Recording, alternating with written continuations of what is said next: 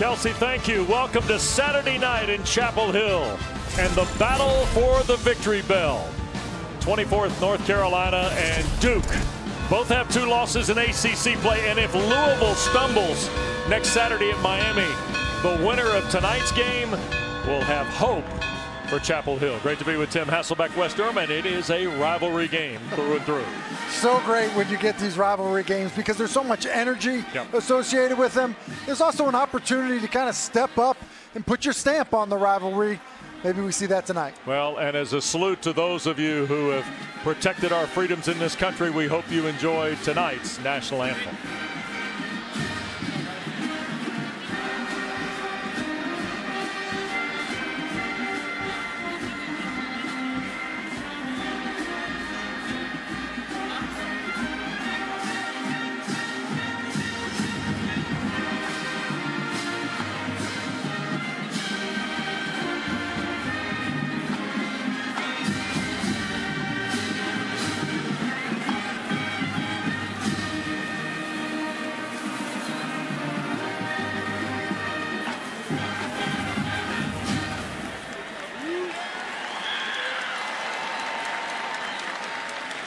Fans, please join Carolina Athletics in honoring former head coach and defensive coordinator Carl Torbush, who passed away earlier this week. Carl spent 13 seasons on the Carolina sidelines, left a lifelong impact on his players. He coached and all who knew him. He was the architect of one of the country's most dominant defenses in the mid-1990s. As head coach, he led the Tar Heels to 2 bowl victories and sent nearly 40 players to the NFL. Carl was the epitome of a hard-nosed competitor, but a gentleman in every way. Please join us in a moment of silence to honor the life and memory of Carl Torbush.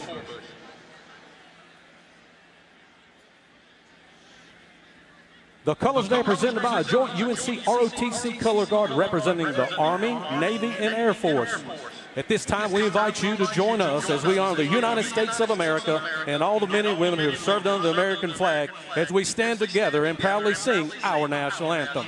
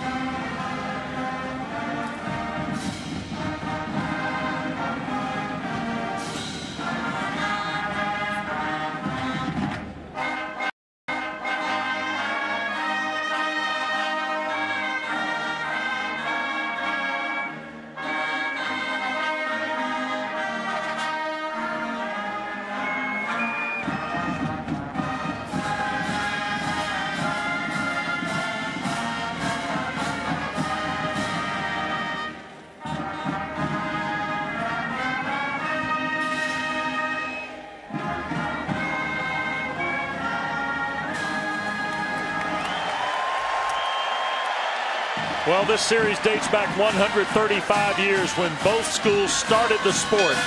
The stars and stories reflect that legacy, from Parker and Justice to Bennett and famous Amos, Dooley to Spurrier.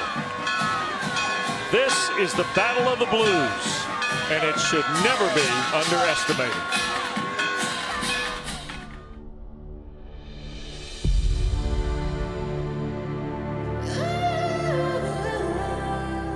Obviously, that is one of the biggest rivalries in sport, is the Duke-Carolina game. And, you know, every year you go without that bell in Durham, you feel it. That's palpable.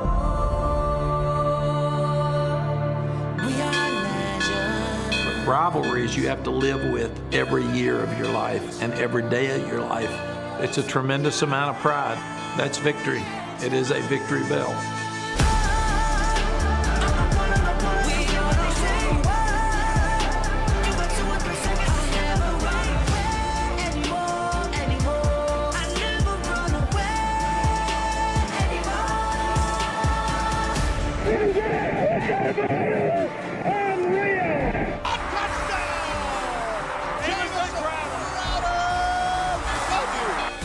Intercepted! Holy cow, Carolina's gonna win! Throw toward Green! Touchdown, Carolina!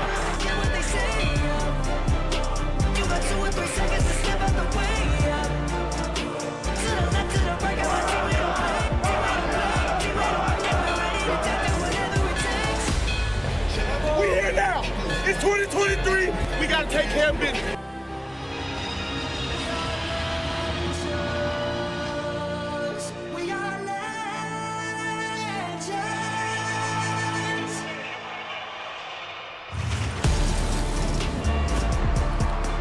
ACC Network primetime football tonight. We play football in the Forest at Kenan Stadium and Chris Smith Field, and it's the 110th meeting all time between the Duke Blue Devils and the North Carolina Tar Heels. Both have 2 losses in league play to go with 3 wins. Carolina is 7-2, Duke is 6-3. The way the ACC shapes up, the winner tonight still has hope for Charlotte. And here comes Mack Brown's Tar Heels.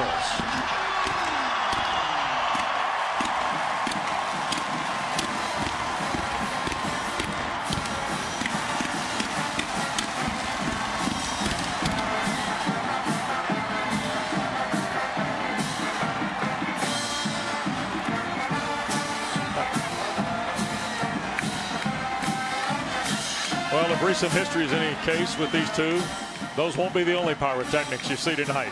Great to be with Tim Hasselbeck, Taylor Tannenbaum in just a moment. We've kind of set the stage for you in a variety of ways, but one thing we can tell you, we've got opposite ends of the quarterback spectrum tonight with Drake May and Grayson Loftus in for the injured Riley Leonard. Yeah.